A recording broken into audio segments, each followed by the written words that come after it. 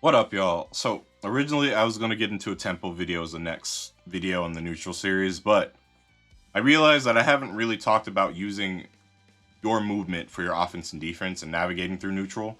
So, let's go into a quick video on that. I'm going to try to make it under 10. We're going to see if that's possible. I don't really think it is because I have to talk about specific things first.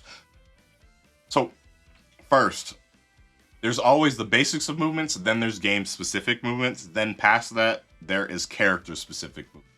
And I think you do have to, as a basis, understand your basics, the game's basics, then character-specifics. If you do not understand them in that order, you will get lost on how to use move and defend yourself because there are that many variables. For example, I'm on BB, but we're going to dumb it down real quick and not talk BB. Let's talk Street Fighter. Street Fighter has literally absolute basic movement in its gameplay initially. All characters universally forward walk, back walk, forward dash, back dash. Then you have a singular jump. That is the basis of playing Street Fighter. Then you get into character specifics in Street Fighter, because it doesn't have anything else past that for your basics outside of special cases per game, like in Street Fighter 6 having whatever the dash is called. My brain does not remember what it's called, and what's crazy that I can't remember. But it's like Street Fighter 6 has that specific dash. That's something specifically Street Fighter 6 doesn't exist in other Street Fighters, but that's specifically Street Fighter 6. Then you have characters like Rashid, where Rashid comes into play, where Rashid is one of the few cases where air dashes exist in the game. Or Cammy has Hooligan. Akuma has Demon Flip, right? Special case movement. All of that can aid you in both playing offense and defense with your movement. And understanding that you have to play the game of both will help you navigate neutral better, because it gives you a goal of understanding I don't have to press buttons on someone to gain value. And what am I talking about on that, right? So I think my recording's off from what I want it to be. Nope, perfect. All right. So Gen 5C, right? Gen 5C is a decent, I wouldn't say it's a hard poke in this game in the way BB works, but decent poke. You can consider it a hard poke. Like he's committing, but he's not committing hard enough where it's like you're guaranteed to punish him at certain rates without playing like legitimate footsies around. So as a Tau player, right, I have the gift of a lot of movement. So I'm going to show this from an abstract case instead of showing it from a normal case, right? So Tau has one of the fastest backdashes in the game. Like she doesn't have a Murakuma backdash, but like she can sit there and backdash if you can sit there and time the recovery like almost infinitely just because. Is rather quick. Same way, I have this special low profile tool. Any low profile tool, regardless if it's a button or not, can be keen on actually using movement, because being able to go under something does matter. I have the rest of the random tools that Hal has, plus 3 air actions, right? Jin, on the other hand, only has the standard air actions. He doesn't have anything special to the air. He does have some ways to delay his movement, but he doesn't have any way to sit there and just like do extra things to sit there and actually maneuver himself in the air. The most he can do is delay. With that being the case, right, in this matchup, just by movement, I am technically favored, but buttons-wise, I would say Jin is favored. Just kind of how that works. Or just because his buttons naturally cover more specific angles and ranges than Tau buttons. So, the way I play this matchup, because I play a very goofy-oriented Tau in comparison to normal, where I'm not moving all over the screen, I am trying to just legitimately play footsies. Or footsies. If you're not used to hearing it being called foozies. I play a lot around his ranges to sit there and get my advantage. I don't really care if I hit him, Because once I get in on someone, I'm just a menace, right? I have all these freaking weird cancels, those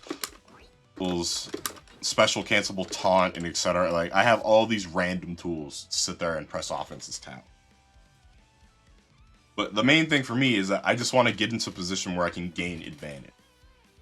So, like, in a 5T case, right? It hits a decent distance. So, just from basics of movement, right?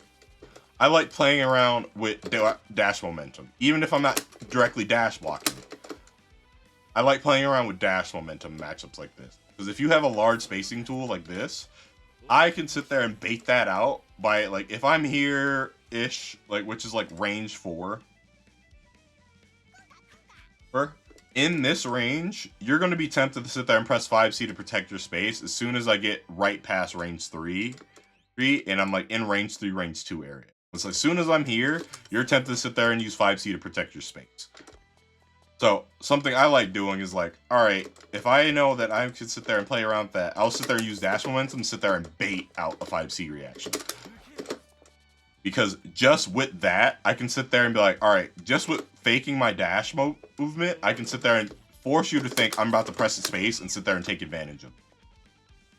The same way, even if I don't sit there and commit to sitting there and like breaking myself and like dash break dash just to sit there and abuse my movement, I can sit there and also do things like, all right, well, let me dash full into your range because this is a game that has backdash involved, and this is kind of goofy to sit there and time because the weird break big on PC. Oh no, please. Like, I can sit there and purposely get in your range and then get into a place where it's like, I feel comfortable reacting to your 5C, backdash it. And using that backdash info, I now can sit there and get my award because as a Tau player, since I have such a quick backdash, like me, like, as I need to sit there and do this up close. And I recorded this too quick. Like, I can sit there and be like, all right, let me backdash do something, and then 2B. Just sit there and be like, all right, now I get to press that, and since I have technically a rebeatable Gatling, I now actually get to take my pressure and take my advantage off of that. Same way, it's like, in ranges like this, right? Basics, all games usually have dash momentum. Very few games don't. Like, if I do walk in the forward jump versus dash in the forward jump, gigantic difference in the distance traveled. So it's like, even in here, it's like, I can sit there and be like, all right, let me run at you, which could bait the reaction, and then I can sit there and be like, all right, instead of you think I'm running straight at you, I sit there and did delayed jump, and that made you sit there. And I got my reward that way. That is just from basics, right? So then there's unique things, right? Like low profiling. Low profiling is perfectly keen. Where there are certain things like being able to sit there and low profile something and not just like, oh, I have to run at somebody head on, adds layers to your movement. Because now it's like I can sit there and get weird abstract punishes.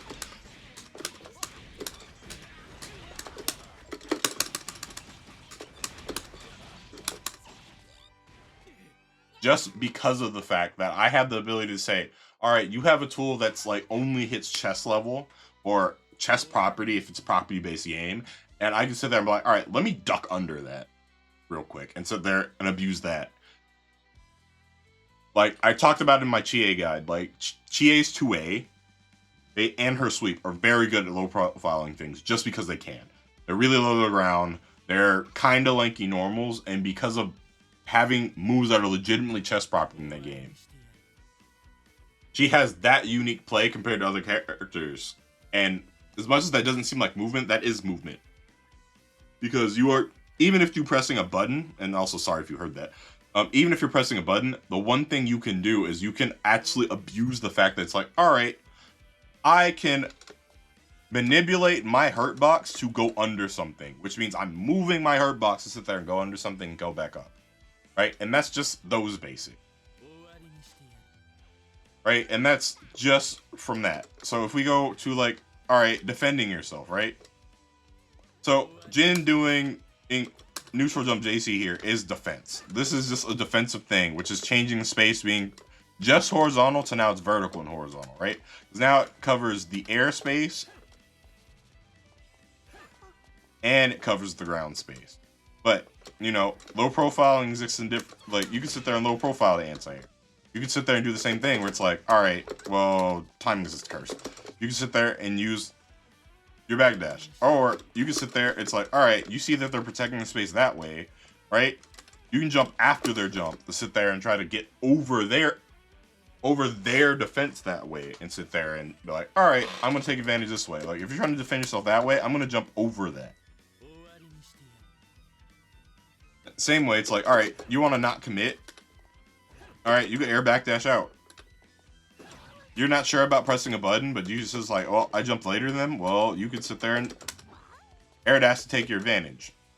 There's all of that just naturally in the basis of that. Same way,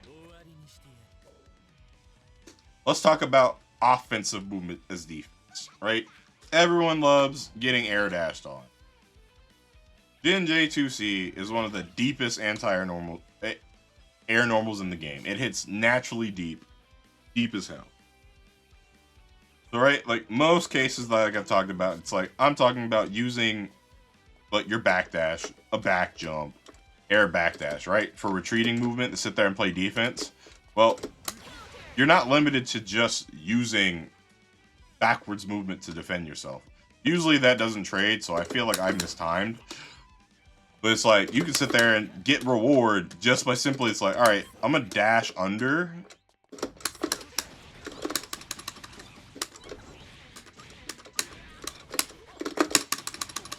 I missed my super jump TK. You can use your forward movement to sit there and get your reward and value because you can sit there and use that as defense, right? Same way, it's not just like a dash, right? You can sit there, if you're cornered and miss time on me, shadows to backwards hitboxes.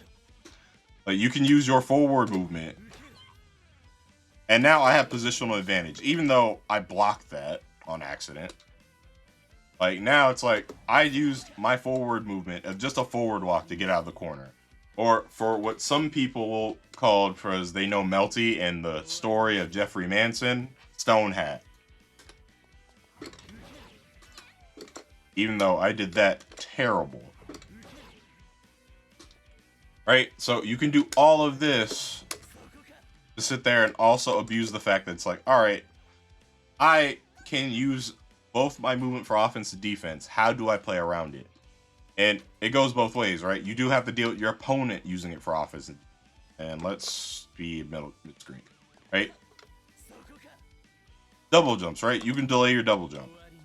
So if I sat there and immediately committed to an anti-air here, I'm going to have to sit there and block and or get punished. Just because I committed to an anti-air, assuming that they're going to sit there and do a standard jump in, and then they delayed, and then double jump to keep their advantage, right? So, cases like this, like, you can sit there and just like, all right, I see, like, if you feel that there's a threat, you can sit there and do things where it's like, you can meet them in the air legitimately. Just sit there and be like, all right, no, right?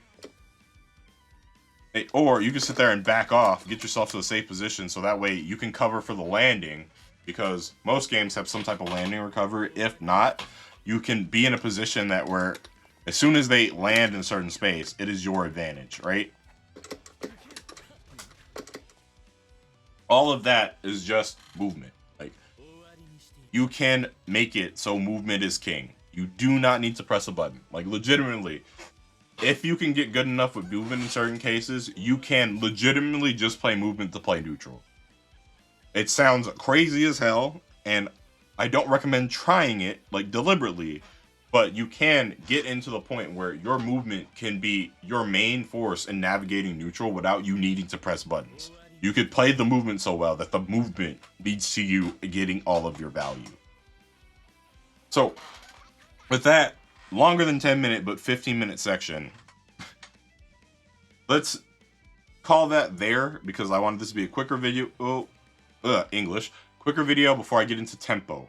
because I was about to get into tempo without going over this, and movement is a key part of understanding tempo, because the fact that tempo is a weird mix of movement and understanding being aggressive in your presence on screen and understanding how to be passive. So after the questions being asked, etc., it was perfect for me to sit there like, wait, hold up, let me not forget this, even though I should have done it at the beginning before I get into tempo, because tempo will be a lot involved with understanding aggression with both your movement and your decision making of when to press and when not to press. Later, y'all. That's movement.